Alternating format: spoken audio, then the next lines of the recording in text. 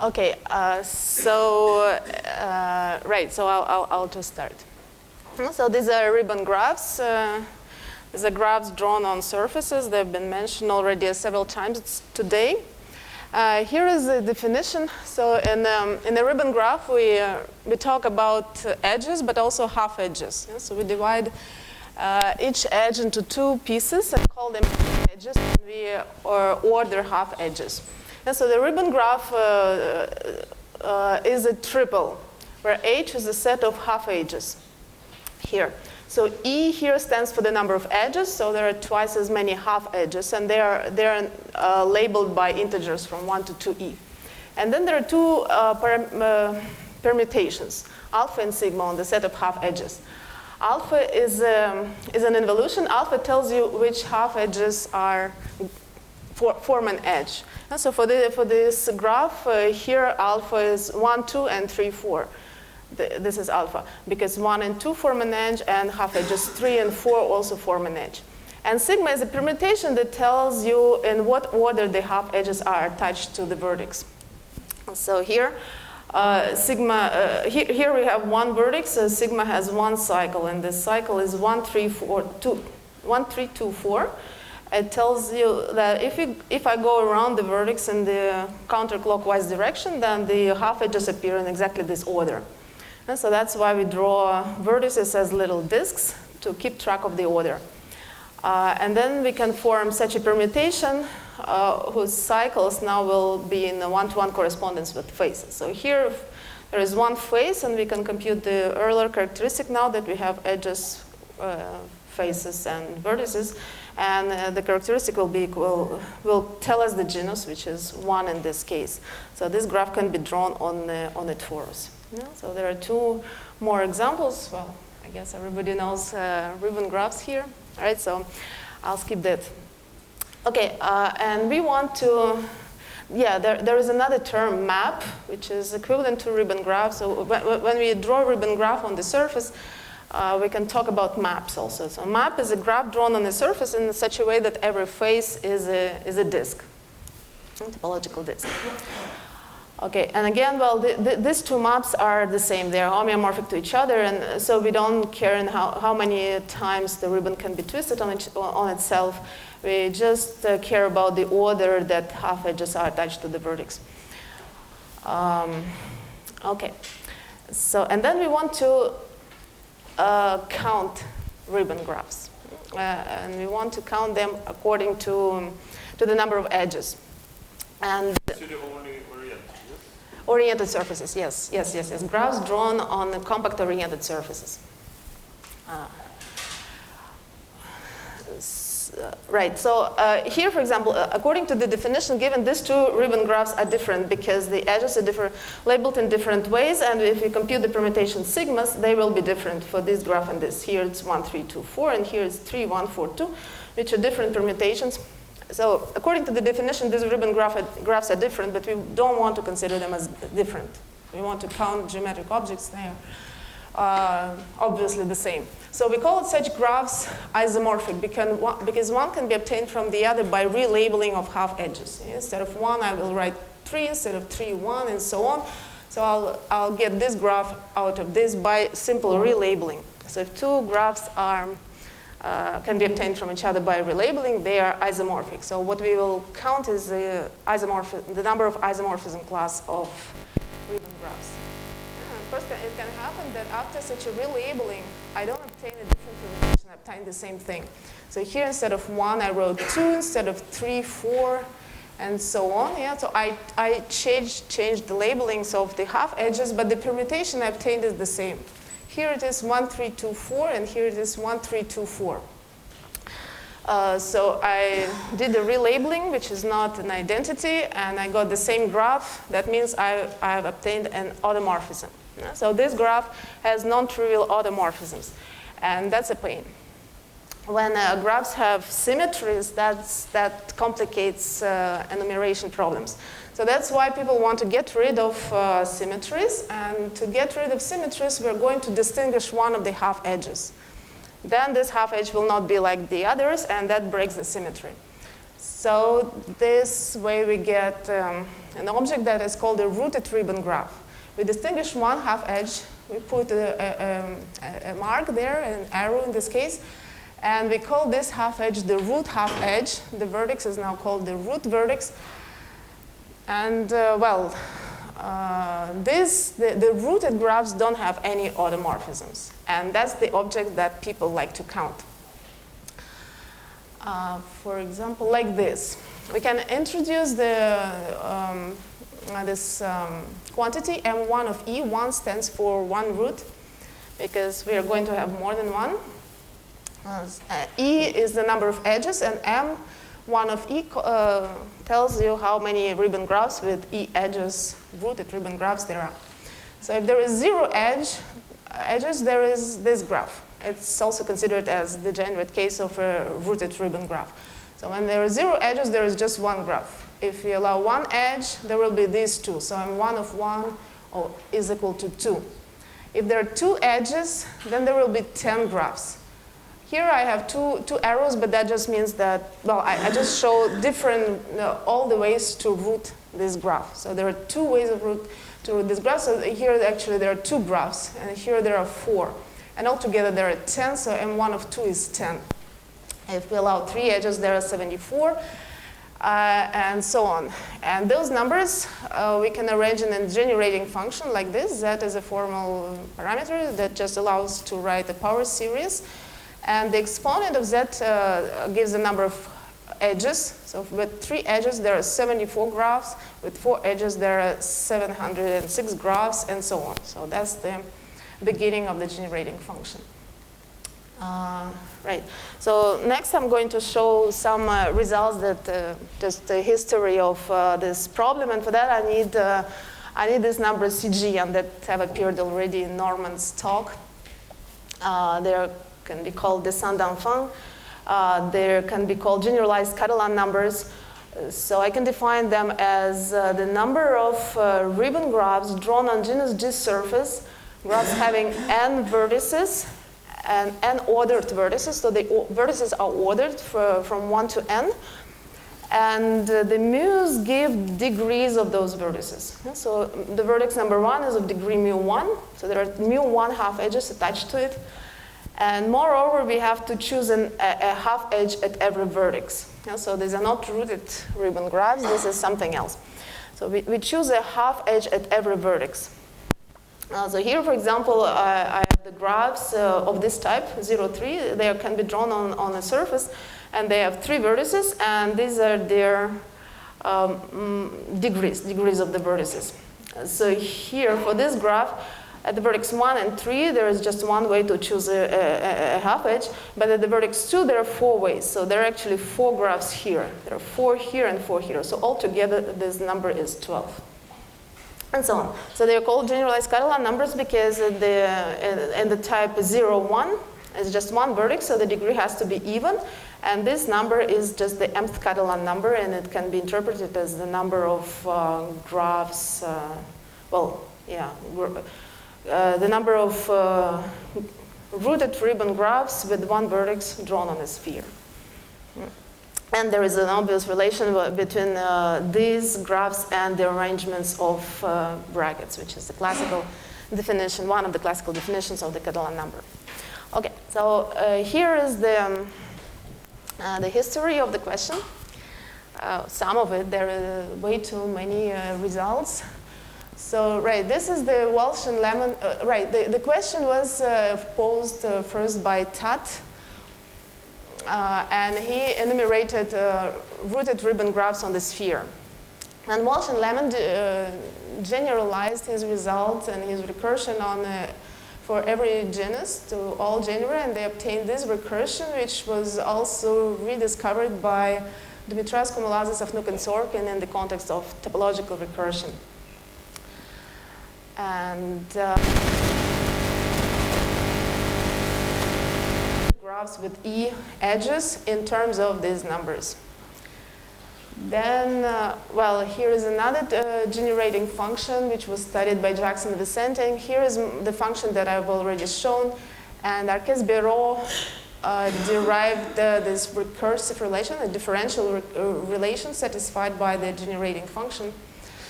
And from this differential equation, one can solve it recursively in the series and obtain the coefficients of the generating function. So we can have m1 of E in a purely, in a simple form, no CGN, just sums and products. Okay, so that's part of the ribbon graphs, and now we'll talk about quantum field theory. A particular quantum field theory that describes interaction of charged particles. And these are Feynman diagrams for this theory.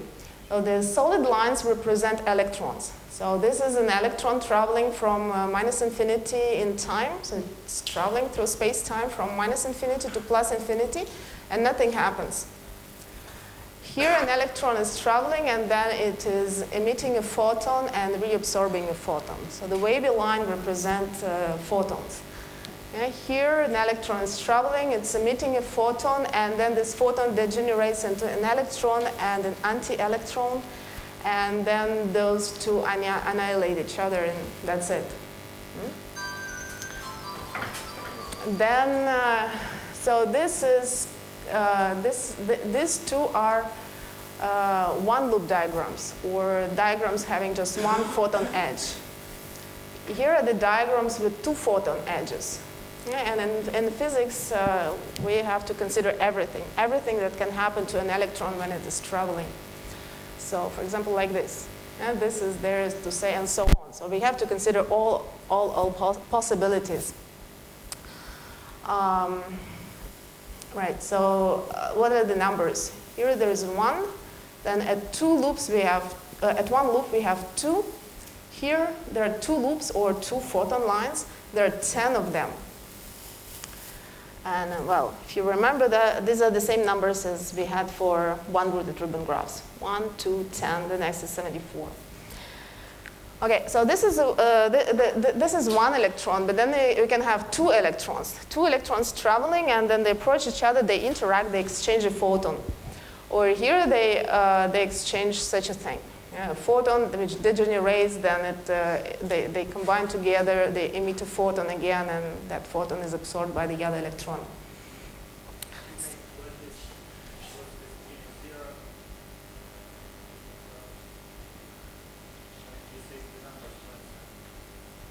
No, we count ribbon graphs, all genera combined. We just set the number of edges and say how many ribbon graphs there are with this number of edges, all genera together.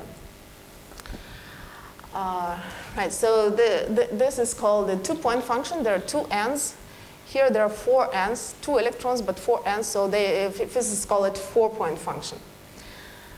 And this, right, the 4-point function, well, of course, there are much more crazy things that can happen. And what physicists do with that is that they compute a correlator for the 4-point function. That means, well, we set the momenta of the 2 electrons at the beginning and at the end, and we say what is the probability for these 2 electrons to come with those momenta and to leave with those momenta. And to compute that, that's the correlator. To compute that, we need all these diagrams. And each diagram will correspond to an integral. So those i's here are integrals. There are certain rules in quantum field theory that assign an integral to each diagram. And the diagrams contribute according to the number of loops. So the more loops there are, the more complicated interaction is, the less contribution this interaction gives into the final result. So lambda here is a small parameter, it's a coupling constant. It's assigned to each vertex where a photon line ends on the electron line. So here, one photon edge will correspond to two factors of lambda, because there are 2 vertices. So lambda squared, and the next two photon lines will contribute to the order lambda 4, and so on. Okay, so now the connection between the ribbon graphs and Feynman diagrams.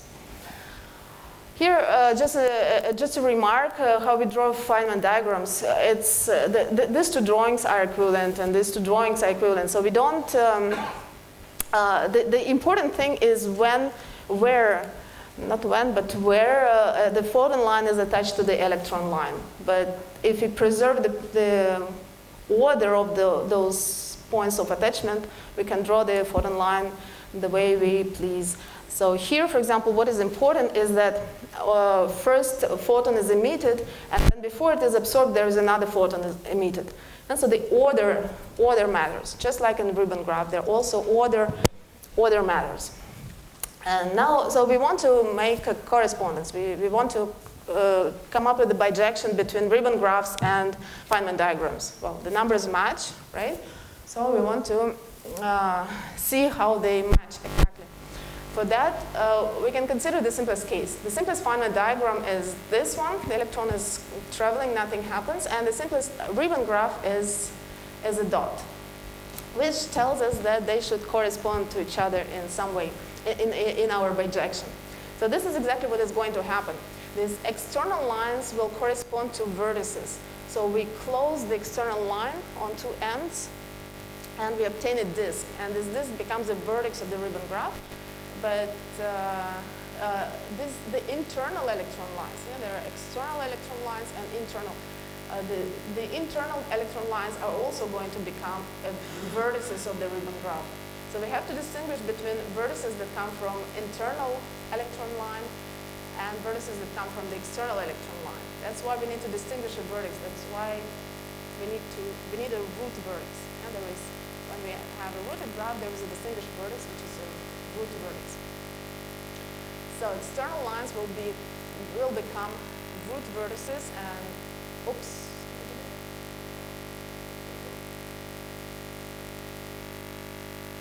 Right. Yes, you're too fast. That's going to be in a couple of slides. That's exactly the thing. And photon edges will become just edges. So for example, like this. Here, this external line becomes this root vertex, because that's where the root half edge is. The root half edge is the first photon emitted. So the first photon becomes the root half edge, and this photon goes to get attached to another vertex. That's exactly what happens here. The next photon in the order, in the counterclockwise order, goes to meet the external line. So that's what happens here. The next edge in the order goes to meet the root vertex. And the order of the photons here is preserved as the root vertex. So this basic idea can be extracted from the paper by Pronotal, very interesting. So I have to give credit to them for this idea, although they didn't talk about ribbon graphs, so they didn't see what we did. Right. So this is the case of one external line. When there are several external lines, that of course we need to distinguish several vertices, and that brings us naturally to a generalization of the concept of ribbon graph. Which is the concept of n graphs. The same thing, just we choose n vertices, we order them, so we number them with the numbers from 1 to n, and in each of those chosen vertices, we choose a half edge. So we have a root at every root vertex. So these are two rooted graphs. And the same, then we have, right, and then this is a theorem. In the same way as I just described, we get a bijection between Feynman diagrams with n external lines and n rooted ribbon graphs. And we can prove it rigorously, so that's a theorem. And the remark here is that the physicists arrange their diagrams according to the number of loops, or according to the number of photon edges, which is the same thing. And this is why it is good to arrange ribbon graphs also according to the number of edges.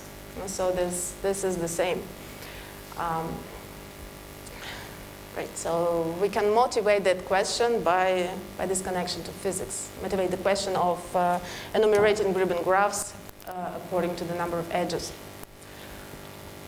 Okay, so here is an example. Well, it's the idea is the same. So those two root vertices become the external line. Yeah, right. To go back, right? We can also go back from the ribbon graph. We can construct the Feynman diagram. We know where to open the root vertex. We have to open it in the counterclockwise order before the root edge, and that root edge becomes the first photon attached to that external line. So here, and the root vertex number 1 becomes the first external line. It's important which line is first, which is second. There is a more complicated example, which I won't describe. So now, given this bijection, we can calculate the number of ribbon graphs and rooted ribbon graphs using the formalism in physics from which one can extract the enumeration of Feynman diagrams. So we take the formalisms of quantum field theory and extract a generating function for the number of Feynman diagrams, which becomes at the same time the generating function for the number of n-rooted graphs. And the way to do is the following. So as I already mentioned, for a correlator, we need to take into account all Feynman diagrams, and there is an integral attached to every Feynman diagram. So here we would have lambda 2 times the integral corresponding to this diagram. And here we would have lambda 4 times the sum of the integrals corresponding to those diagrams.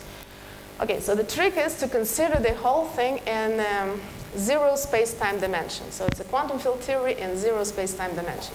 Our world is just a point. And then what happens is that fields become just numbers, and those integrals corresponding to each diagram become just all equal to 1. Therefore, this correlator turns into the generating function number of Feynman diagrams. And here we don't have the sum of integrals, we just have the sum of ones for each diagram. So we have the number of diagrams here.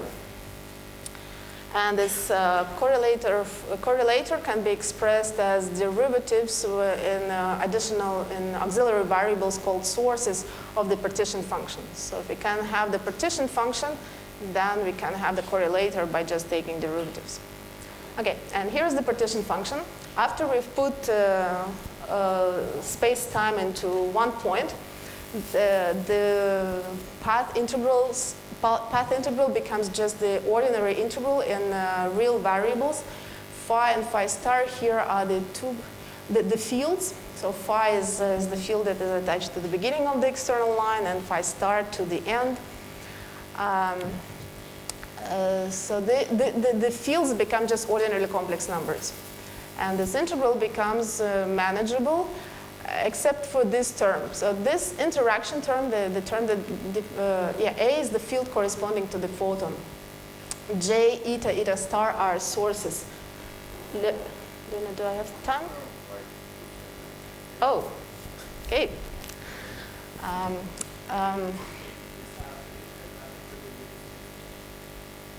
No, R3, the 3 means there are 3 fields, phi, phi star, and A.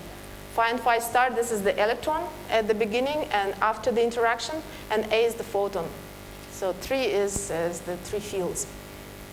So this interaction term, what physicists do, they formally expand into the power series, and so we get factors like this. Those factors can be obtained by derivative with respect to sources. And then, well, if we exchange the integration and the summation, then we'll get such a thing. So here, for example, so this is a power series in lambda, and only in even powers of lambda, because of this relation, we have to take an even number of derivatives with respect to j to get something non-zero. So these are even powers of lambda, and if we put here all sources equal to 0, after the differentiation, we'll get just numbers. So this can be seen as a power series in lambda. right? And that's the partition function. It's a power series. And the correlators are derivatives of that with respect to sources. So we can have the correlators also as power series in lambda. And well, as I said, correlators are become generating functions for the number of Feynman diagrams. But life is not as easy because, unfortunately, such trick produces as here numbers that combine all connected and disconnected Feynman diagrams, and that's not good. We only want connected. To get connected ones, there is a combinatorial trick to take the log before you differentiate. And this trick produces you the true generating function. Generating function for the number of Feynman diagrams, which is at the same time generating function for our n-rooted ribbon graphs. And so here for M1, if you work it out, we get the M1 that we've seen already. Here is the formula for n-rooted graphs. So Zj, which appear here and here, there's a power series in lambda. And of course, it's not an easy formula because there are power series to the power and the power series in the denominator. But for each given n, we can expand it again and get a nice power series like this, for example. Yeah, this is for M2 and M3. So we have all the numbers. And these are relations between the different generating functions. Actually, all of them can be obtained as polynomials in M1. And here is a generalization of the Walsh and Lemon formula for M1 in terms of the generalized Catalan numbers. So here is a similar formula for n-rooted graphs. Yeah. Thank you. Thank you.